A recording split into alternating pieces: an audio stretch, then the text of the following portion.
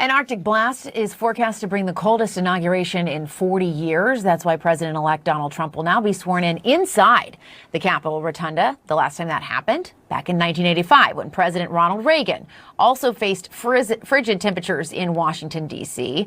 The inauguration parade also moving indoors now to Capital One Arena. Joining us now, Jason Miller, Senior Advisor to President-elect Trump. Jason, thanks so much for being here with us. We appreciate your time today. Thank you. I just want to ask you first, we know President-elect Trump likes to speak to crowds. He loves his rallies. How is he feeling about this change? Is he happy with it? Knowing it's going to be a more intimate setting? Well, of course, we'd like to have it outside, but when you have this Arctic blast that's coming in and temperatures as low as 11 degrees, and that might be actually on the high end of things, you have to take safety into consideration. And that's the most important thing. You're going to have so many people who are going to be outside at that frigid of weather. It's just, quite frankly, not safe for people to be out there for hours on end. So the president will go inside to the Capitol Rotunda, where he'll be sworn in, and then he's going to take some immediate action to make good on some of the campaign trail promises, and then eventually make his way over to the Capital One Arena, where we'll have essentially the parade will be indoors. And I just received a briefing on it. It's going to be very, very cool. I do have to say that if you are coming to the Capital One Arena on Monday, get there early. Every single seat in the house will be taken, but they have some really special things planned for everyone who's able to come inside and join for that part of the program. And you mentioned those executive orders, the business he wants to get down to. And I want you to help us put a little meat on the bones in terms of what Americans can expect on Monday. I know a lot of that will be centered around immigration. Help us understand what people should expect from the president-elect on Monday. So there are going to be a number of things, both immediately after he's sworn in and then later on during the day. I think you're also going to see some additional announcements when the president gets to Capital One Arena and then ultimately is back at the White House. But one of the big focuses right away is, of course, going to be on immigration and putting President Trump's border security policies that he had during his first 4 years back into place. And so everything that goes into securing the border, the remain in Mexico, make sure that we stop the catch and release policies that were put in under Joe Biden. So that will be a big component of it. But you're also going to see some very important things that go to the deregulation efforts to make sure we can get our energy production up. Of course, that was one of the first things that caused the spike with regard to inflation, both the decrease in energy production along with the increase in spending under the Joe Biden. So you're going to see the president do that. And also, too, he's going to make good on his campaign promise to get rid of some of the wokeism that unfortunately has infected much of the federal government over the past 4 years and get everything back to a meritocracy, get it back to focused on people doing their jobs, not worried about all the social nonsense, try to depoliticize aspects of the federal government and really start serving and being responsible to the American people. And so I want to go back to immigration, just going back through some of these buckets. In terms of those executive orders on immigration, we have reporting that indicate there will be mass deportation raids in some cities. That I know Tom Homan has said he wants to take the handcuffs off of ICE and give them broader ability to institute what some of the president-elect would like to do. What does that look like practically in some of these cities? What does the infrastructure around that look like? Yeah, so some of that I can speak to, but obviously some of that I don't want to get ahead of Tom Homan and the rest of the administration for exactly how they're going to do that. But when you go back to the campaign trail, what President Trump would talk about is that local law enforcement really knows where the criminal illegals are. And so partnering up with local law enforcement to make sure that we go and target the folks who are the really bad actors. We're talking the transnational gang members. We're talking the people that we know that are criminal illegals that are here in this country that, quite frankly, are a danger to society. We've had so many horrific stories over the past 4 years to focus really right there. And another thing that reminds many of the viewers, there are already 1.3 million people who are in this country illegally that are already approved for deportation. But for various reasons, they haven't been sent back either to the country that they came from or if they were going to be sent to a third country. But these people are already processed and approved to be deported, but it hasn't been done yet. So those will be, I think, a couple of the areas of the main focus. But like the president said, we got to get the criminal illegals out of this country. The country's become way too dangerous. And so that's who we should expect to see being really targeted at this first round. Criminals, people who've already been approved for deportation. Yeah, I think that's right. But it's also important to make sure that people who might be thinking about entering the United States illegally know that this is not a place where you're going to be welcomed with open arms. We have a legal process for entering our country. If you want to come into the United States, you have to follow the rules. And if you think that you're going to just show up and, they'll catch and release and let me go on my own recognizance and then never show back up again, those days are over. We're going to have a secure border. We're actually going to enforce these border policies that were so successful under President Trump. And we have to get these dangerous criminals not only off our streets, but out of the country. And you all are going to need other countries to cooperate with you or to help you out to take these people back. Are you talking to them? What makes you confident that they will work with you? Well, I know the folks who are going to be running that are coming into the administration have had those conversations, and those are moving. And again, since the president is not actually sworn in until Monday, I don't want to get ahead of them. But obviously, that'll be an important part of this, is making sure that these countries do take these folks back who've entered the United States illegally.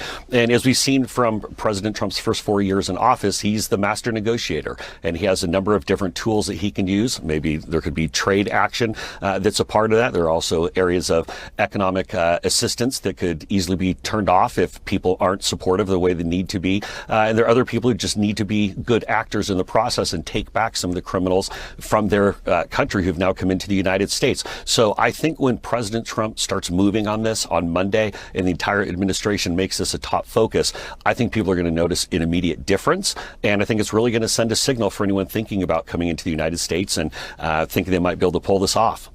I also want to ask you a couple other things about China and TikTok. First of all, the president-elect has invited the Chinese president to come. The vice president of China is coming to the inauguration. That's the first time a senior Chinese official has come to an American inauguration. What do you think the American people should take away from that, considering many see China, especially in the national security world, a lot of Republicans see China as an adversary? What should they take away from his presence there at the inauguration? So this is one of the things that President Trump did so effectively in his first 4 years, is that he knows that if you want to change something with a country, whether it be an adversary or whether it be a rival, or in the case of China, you have a whole number of different things with it, their growing power in the world. You have to have that dialogue. You have to be able to talk to them and say, this is what we want to do. This is where you need to work with us on. And I think that's one of the key things that President Trump was able to do that, quite frankly, over the last 4 years, I think a lot of foreign leaders, a lot of foreign governments, quite frankly, just didn't respect Joe Biden or his administration the way that they did when President Trump was in office. And so you have to be able to talk directly to these other countries. Does that mean that we're going to be buddy-buddy? No, not at all. If anything, it means that President Trump can be tougher directly with them, and he knows exactly what he wants to step in and do. And again, whether that be with trade dynamics, whether it be with border dynamics, but you have to be able to talk directly to him. Yeah, and I hear you when you say, look, it doesn't mean we're going to be buddy-buddy, because I do think some people look at that and go, oh, are they trying to cozy up to them? What is this? But you're saying, no, this is about opening a dialogue.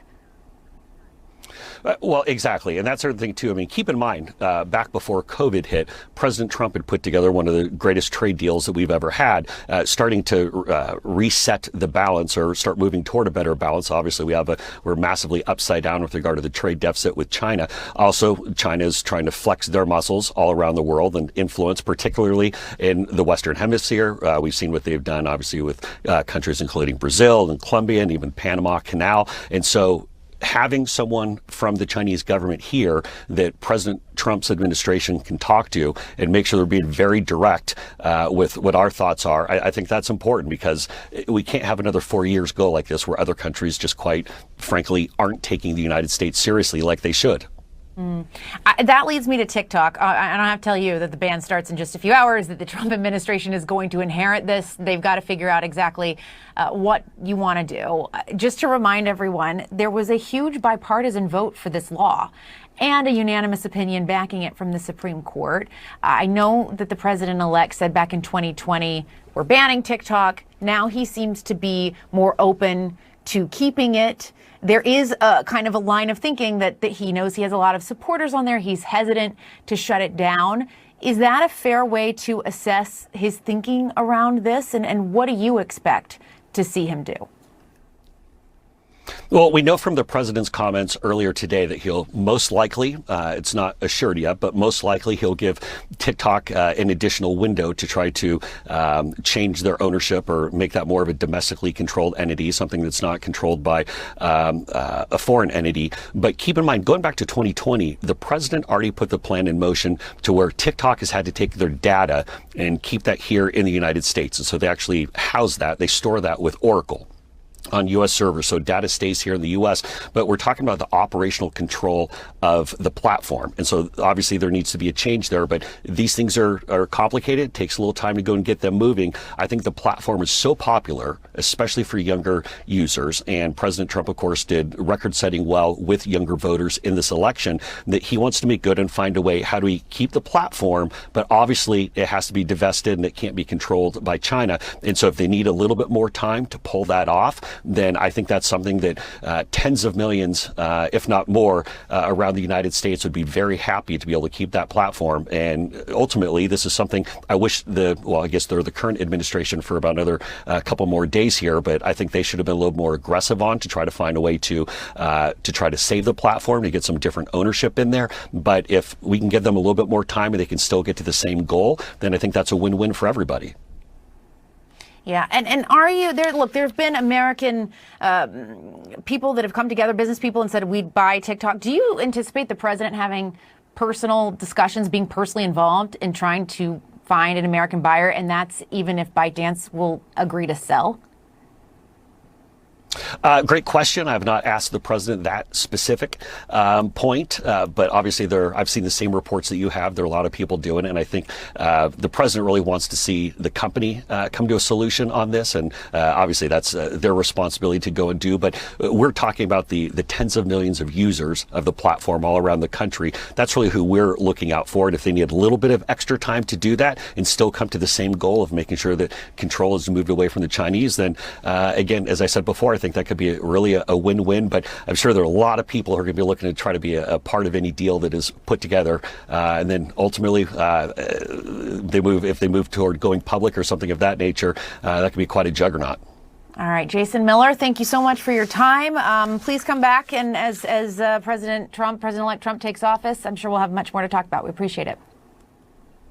Okay, thank you so much. We'll be right back.